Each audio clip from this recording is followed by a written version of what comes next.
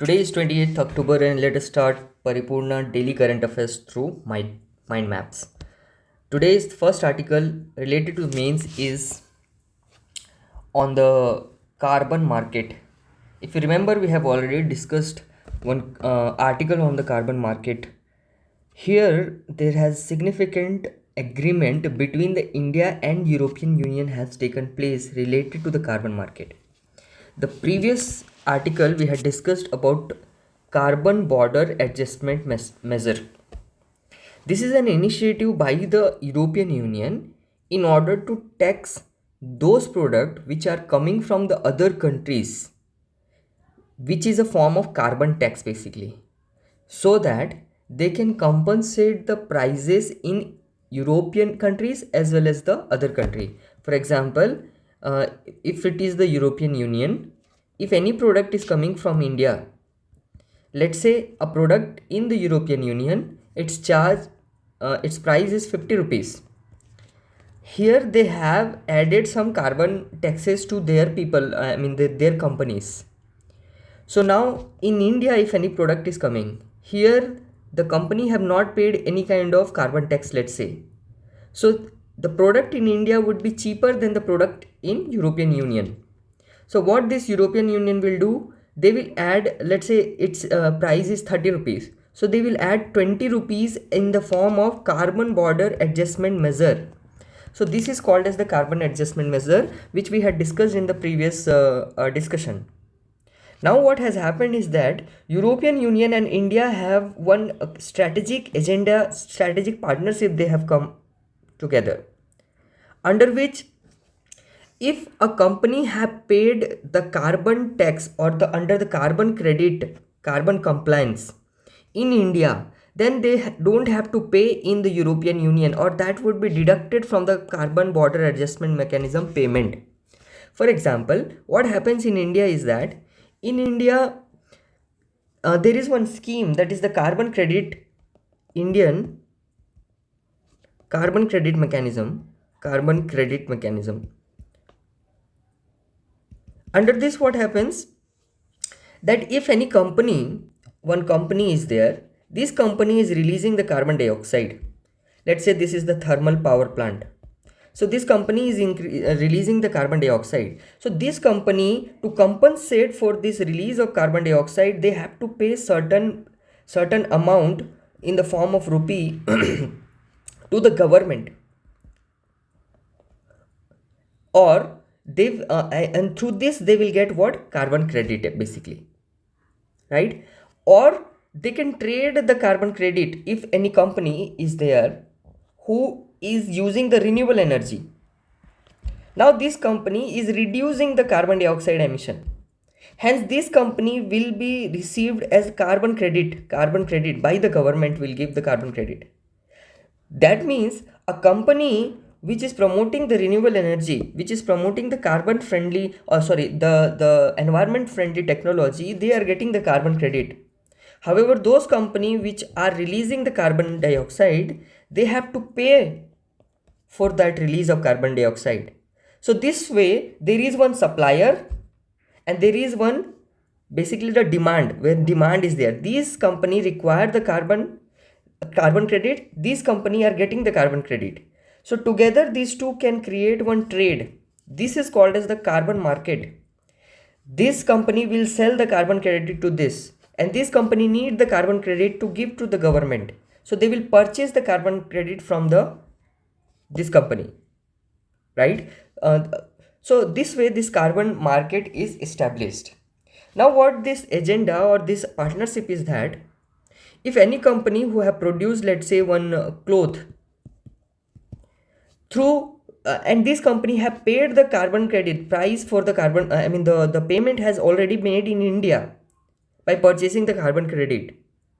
Now this company doesn't have to, if this cloth is exported to European Union, this company doesn't have to pay again here in the European Union.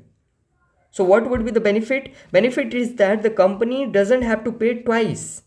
Once they are paying in India, then again they have to pay in the European Union. After this agreement, this will not be required. If they have paid in India, for the carbon they are releasing, they don't have to pay in the European Union. So it is very significant for those exporters, right? So this is the actually the issue or the news.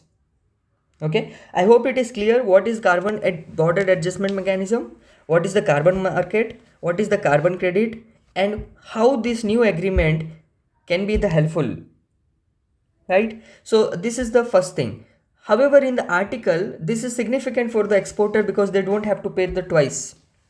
However, in the article, the writer talks about certain challenges with respect to this mechanism challenges. The first important challenge here, the first important challenge is related to the first important challenge is that, see, if you remember in the last discussion, India, we discussed that the CBAM has been strongly opposed by the countries like India, and other south countries. However, by agreeing to such agreement, there is the legitimization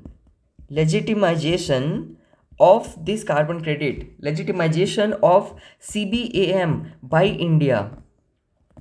Because now India have agreed to this cooperation. So basically earlier we used to oppose it. Now some way we are formalizing and agreeing to this agreement. So this is the first criticism. The second criticism is that the underdeveloped Indian carbon market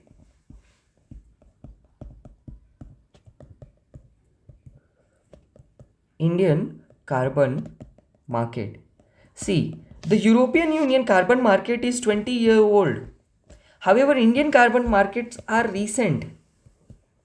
So this creates the less developed carbon market and the highly developed carbon market. So the synchronization between the carbon market can be the challenging part. The third is misaligned carbon price. Now, what is carbon price? That means one carbon dioxide, let's say 1 ton carbon dioxide is set as 1 unit of carbon credit. Now, what would be the price of this 1 ton of carbon dioxide? That is, if a company releasing 1 ton of carbon dioxide, how much they have to pay versus how much they have to pay in European Union.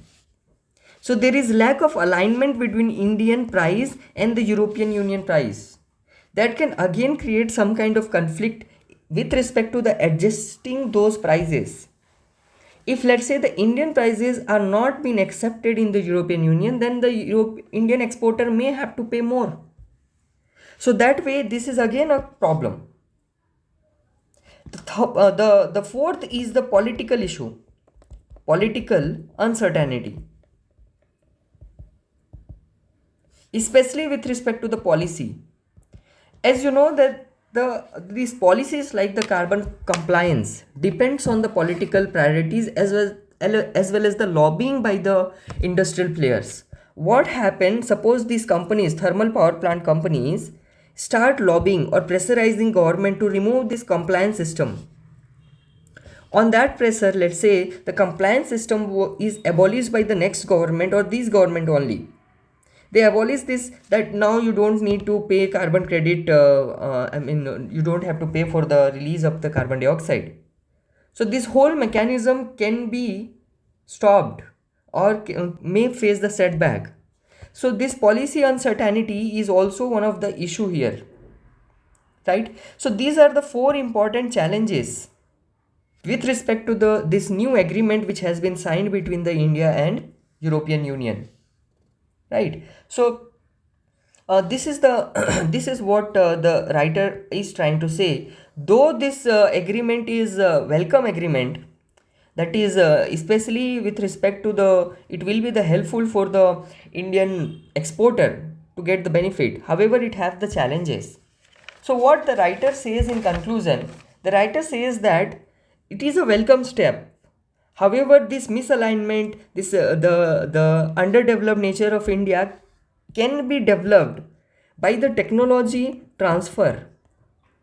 That means the European Union should be supporting India technically in order to develop the carbon market of India. That way, both Indian carbon market and the European carbon market can be compatible with each other. Right? So that way, this agreement will be more fruitful. That is the suggestion of the writer in this particular article. So this was the article related to the recent carbon market cooperation between India and European Union. And why we are calling it is the North-South carbon market cooperation? Because European Union are the developed country, that is the northern, that is the global north countries. And India, who is having the partnership with the European Union with respect to the carbon market, is the country of the global south. So that way, that's why we are calling it as the North-South collaboration with respect to the carbon market. Right? So this was the first article. Next, let's go to the second article, which is the Special Intensive Revision 2.0 and Electoral Rolls. This Special Intensive Revision, you must have heard about this, especially the political controversies which arise because of this initiative in Bihar. Now in this article, what is the context now? The context is that Election Commission have launched the second phase of it in the other states like Chhattisgarh, Tamil Nadu. Total 11 states they have identified where this special intensive revision will be conducted. This is the second phase. First phase was conducted in the Bihar. Right? Sorry, this is 12 states. So second time it will be in the 12 states. So that is the news. Now in this article we will understand what this special intensive revision means and what are the different aspects of it. So the news is SIR. What is this SIR and what is the issues related to this? First thing we have to understand here is that what is the electoral roll? Let's understand first this term, then we will go into the SIR. What is meaning of SIR? Electoral roll. See, electoral roll is the official list of all eligible voter for a specific constituency. So this is the list of eligible voters. List of eligible voters, right? So that is called as the electoral roll, and this is legal document under the Representation of Peoples Act 1950. Representation of Peoples Act 1950 provides the legal backing to this electoral roll. And who maintains this electoral roll? This is maintained by Election Commission of India. They maintain the electoral roll. And in this law only it is mentioned that this should be regularly updated. Regularly updation should be there. Regular updation should be there. Why updation is required? In order to eliminate those if their name has been included through false method, or if there is a double inclusion, if there is addition, if the election commission wants to add new voters, remove bogus voters. That means their existence is not there, but still their name is there in the electoral roll. If any mistake is there, correction of mistake, if any mistake is there in the electoral roll, that can be corrected. So regular updation is the part of the law actually. So under this power only, Election Commission of India update the electoral roll. So this process of updation is called as the special intensive revision. This is nothing but the process of updation is called as the special intensive revision. The last time the Election Commission of India did this intensive and large scale updation was 21 years ago, that is between 2002 to 2004.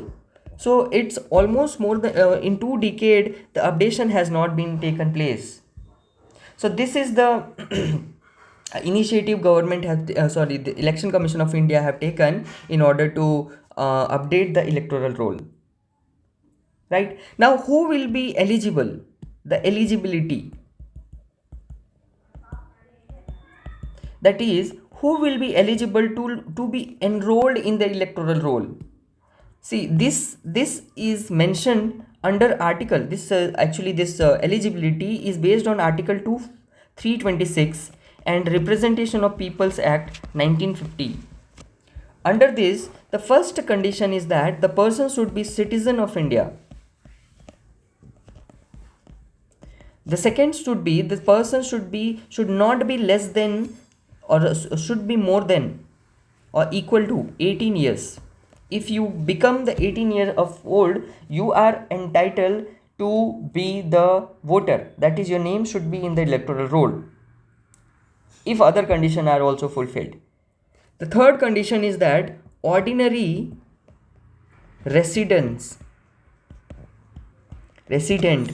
in the constituency, that is, that person is the resident of that constituency, or not disqualified under the law. There are some law, Representation of People's Act. If the person is not disqualified for any law, then that person is eligible. So these are the eligibility criteria. Now you understood the eligibility, but in what condition a person can be disqualified to be the voter? So the disqualification criteria.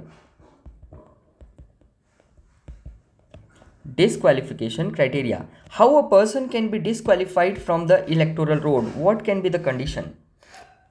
This is again governed by Representation of People's Act 1950. And what Representation of People Act 1950 says? First, if not a citizen can be disqualified. If a person is not a citizen of India, then disqualified. Second is unsound mind.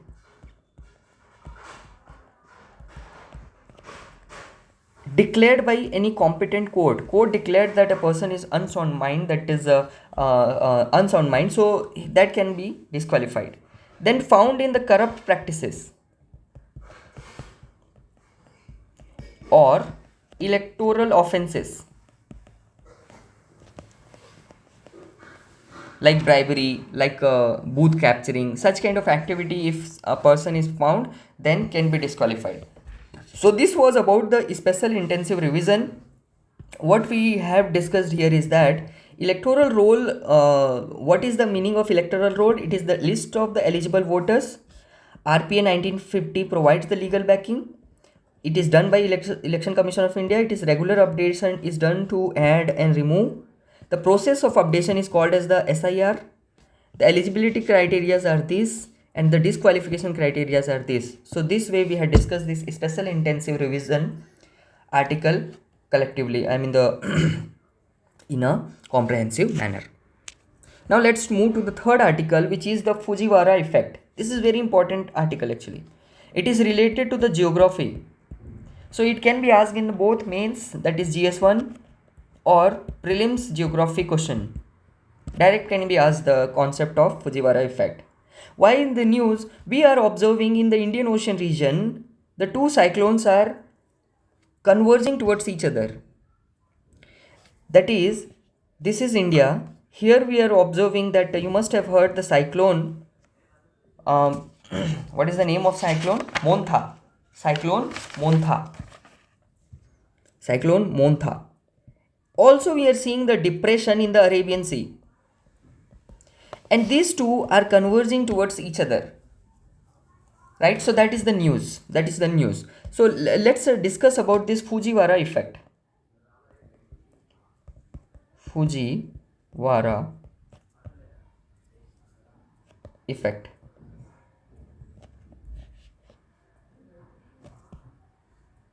Okay, first we need to discuss what is the meaning of it, what is the concept, basically underlying concept.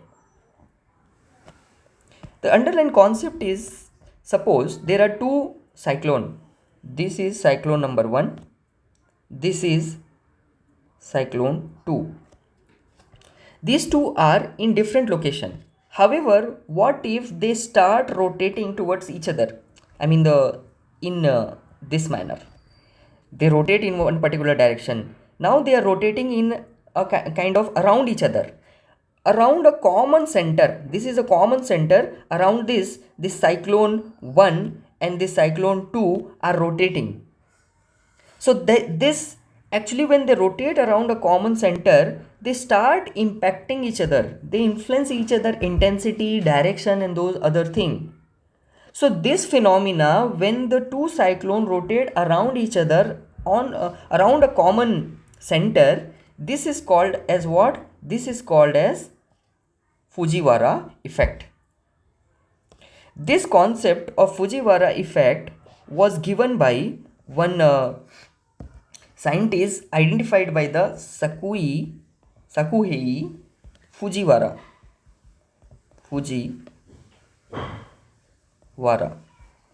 So this person actually discovered in 1921. He identified.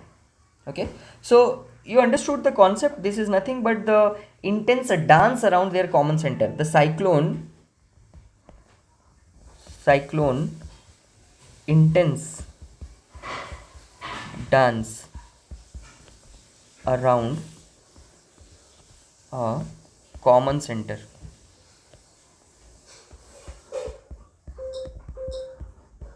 Okay, so this is the concept. Basically, one line is enough and this diagram is enough to understand. Is there any example of it? Is there any example? This we are discussing any example or in the historical example of this particular effect? The example are there. The first example is of Divi Sima cyclone. Actually, this cyclone brought a lot of destruction in 1977. It is highly infamous one. The second is the 2019 Arabian Sea Fujiwhara effect. We have seen Arabian Sea hosted two cyclone. Actually, in Arabian Sea also we have observed the two cyclone. So these are the example you can write if the asked in the mains question. Now the third is that this interaction, the two actually interact with each other, and this interaction the cyclone interaction, basically two cyclones are interacting, right? They are interacting with each other. Now there are different ways these cyclones can interact. There are 4 different ways the cyclone can interact. The first, either there can be the merger, that is both cyclone merge with each other. Okay, the cyclone merge with each other. That is the first. The second is that the complete here, if the merger is completely merged, then it is called as mega cyclone. Okay, due to the complete merger. The second can be there can be the partial merger also, right? Like if there is a partial merger, so that kind of interaction can be called as the partial merger, right?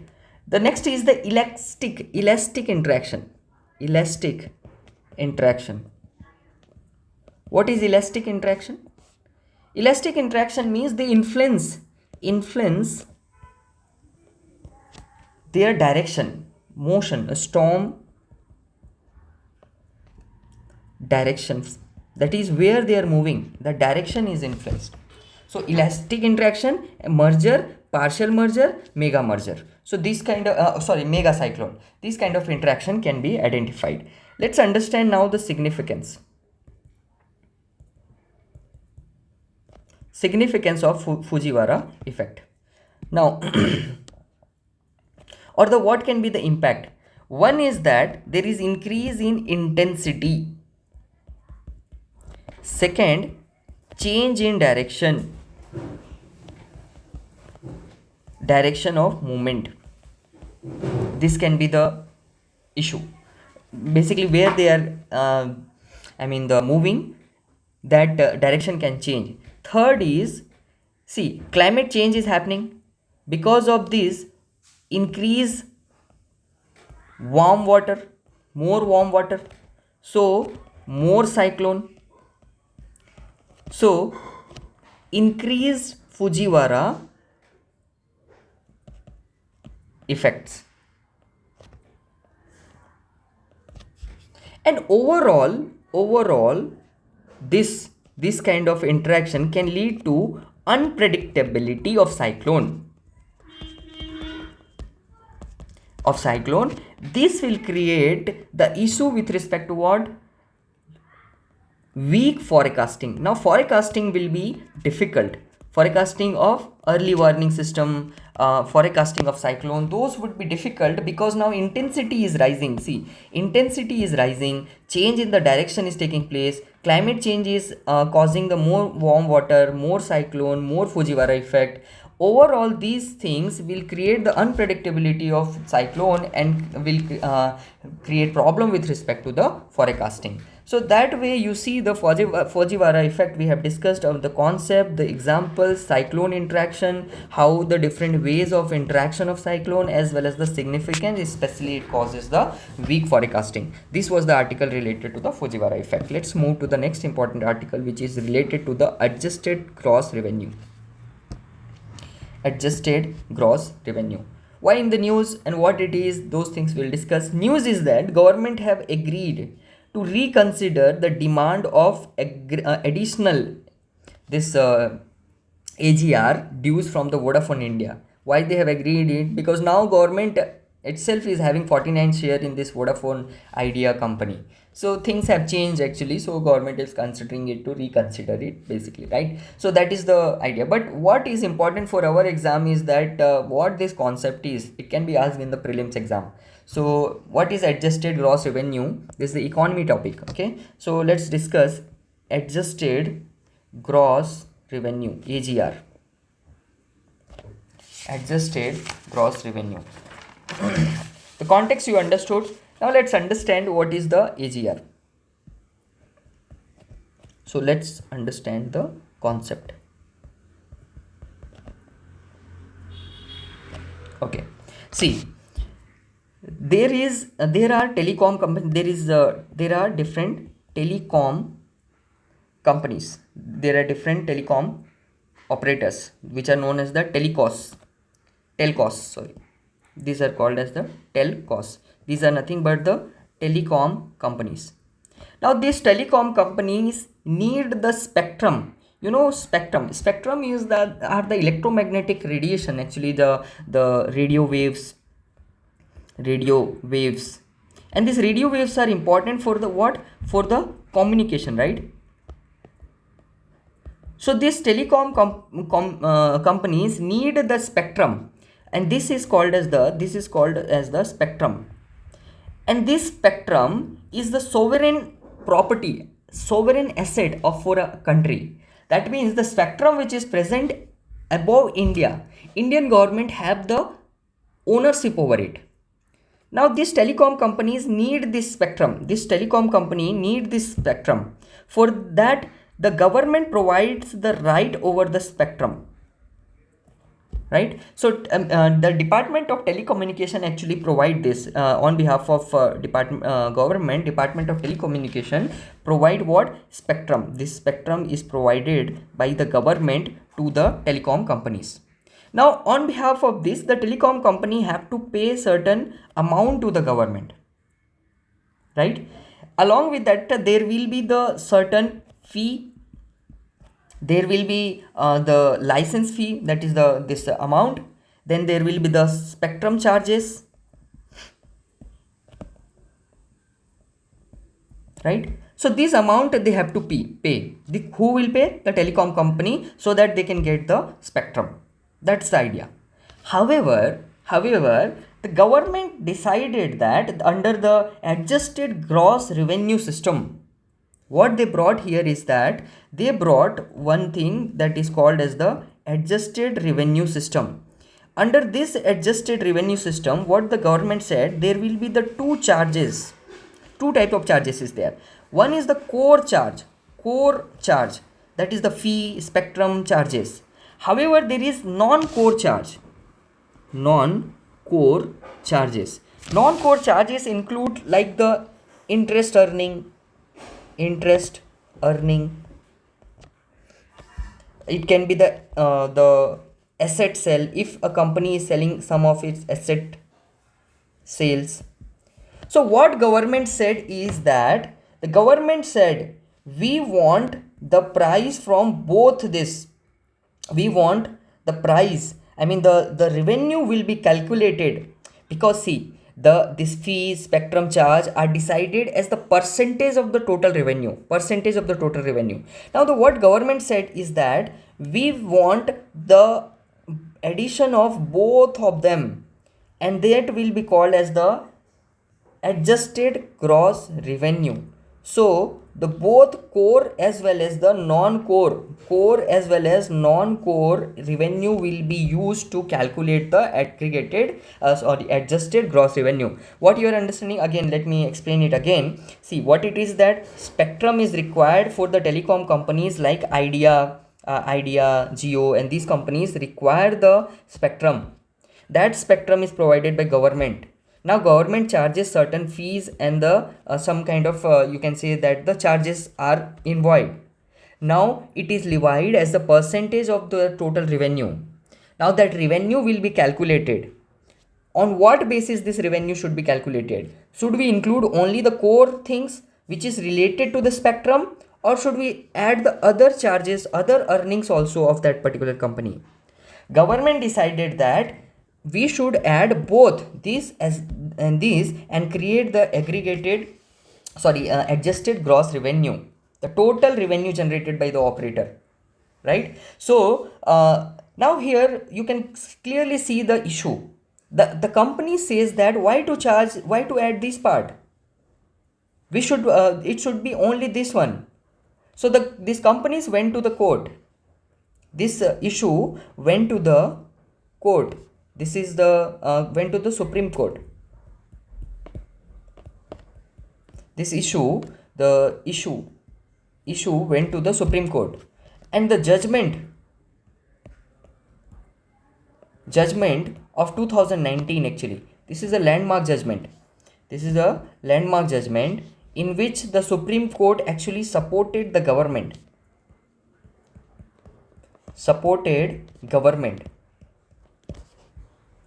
Right, that means the company have to pay the revenue. The revenue will be calculated based on the both core as well as the non-core income, right? This is the 2019 Supreme Court verdict.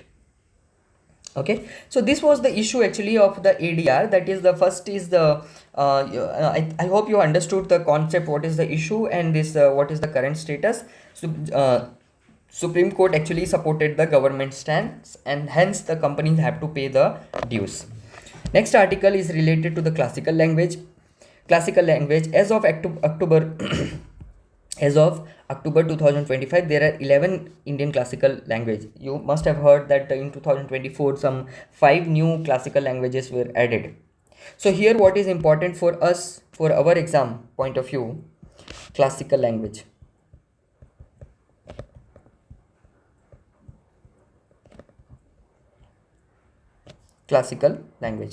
So first thing is that there are 11 classical language.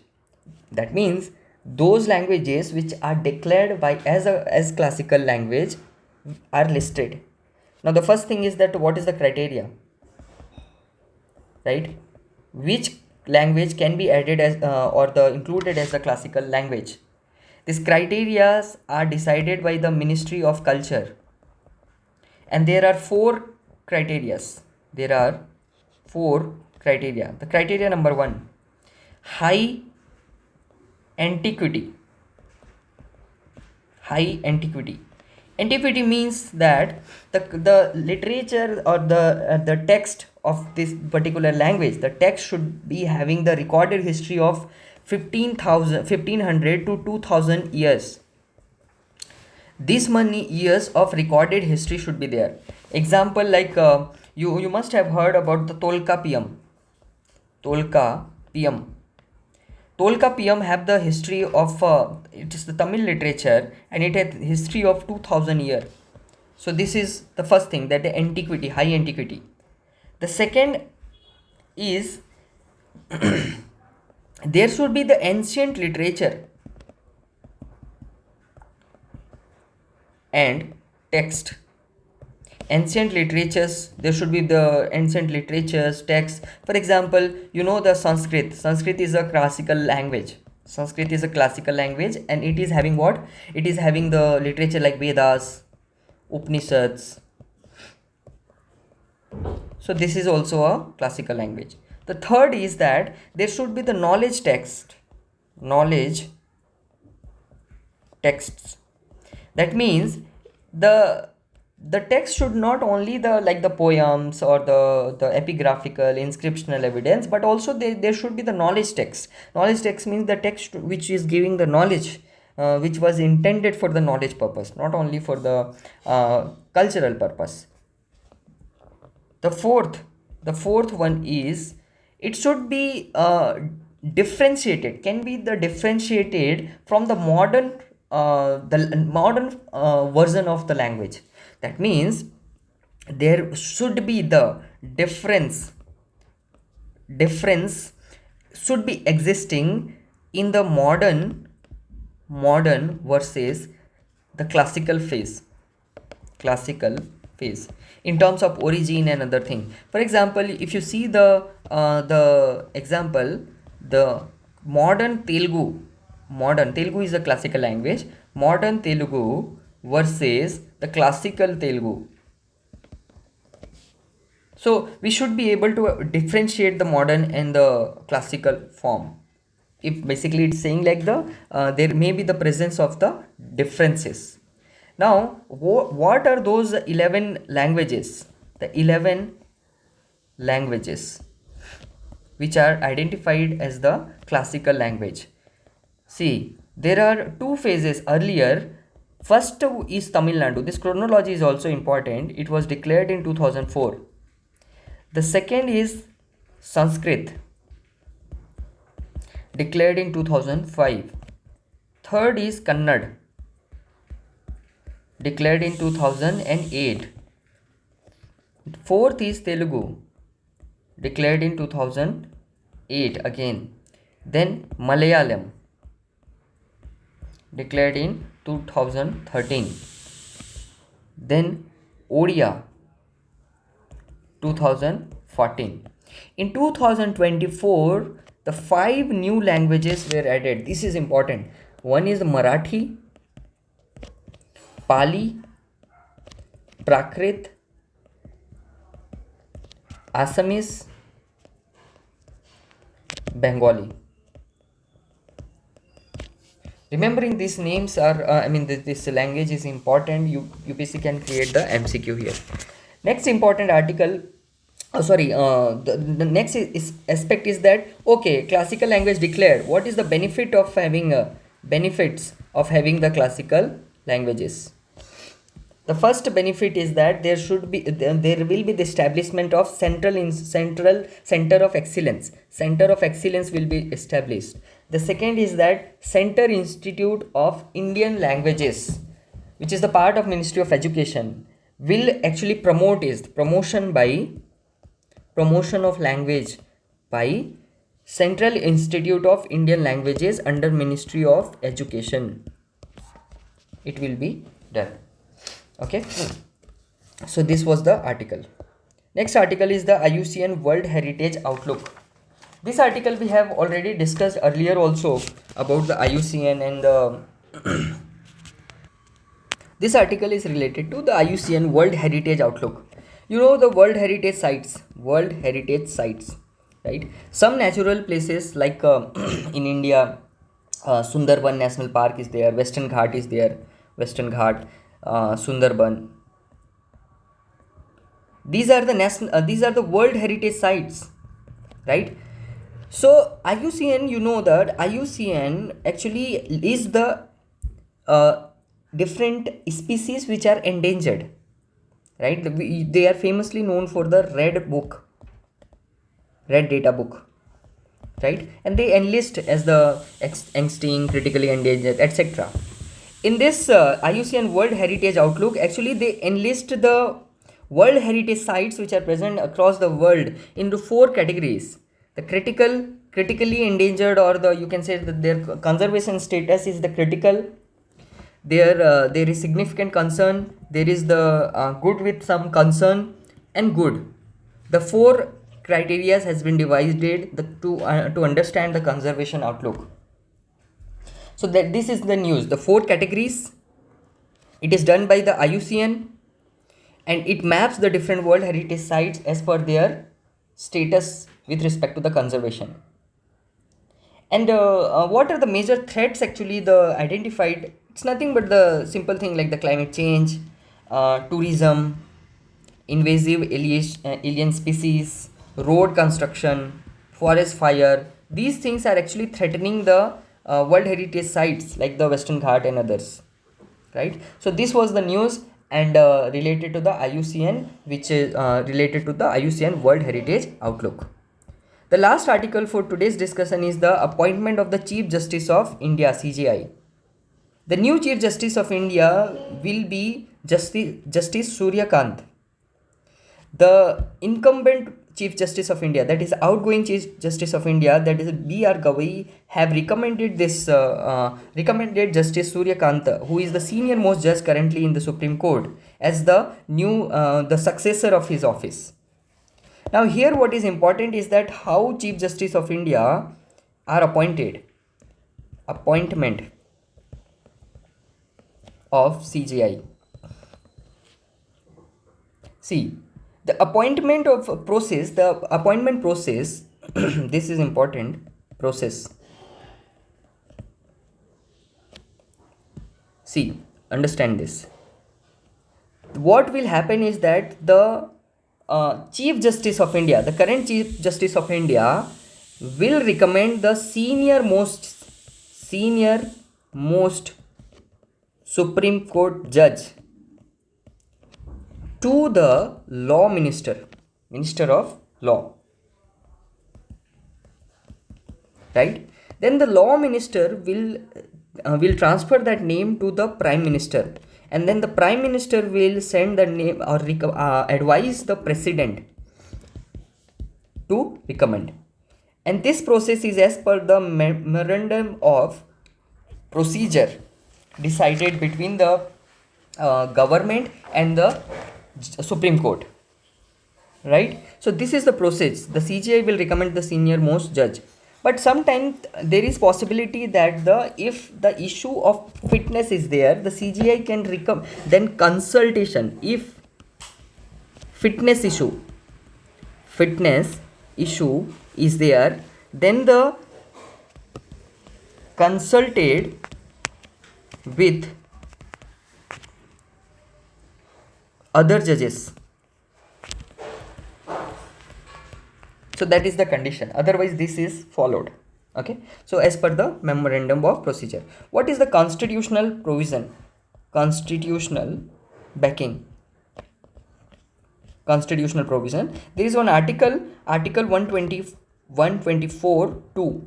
Article 124.2 provides for the appointment of the Chief Justice of India. However, this do not have the elaborate provision like the how this should go, and this is the elaborate provision made through the memorandum of procedure. So this was the article related to the appointment of the new Chief Justice of India, and this way we conclude today's session. Thank you so much.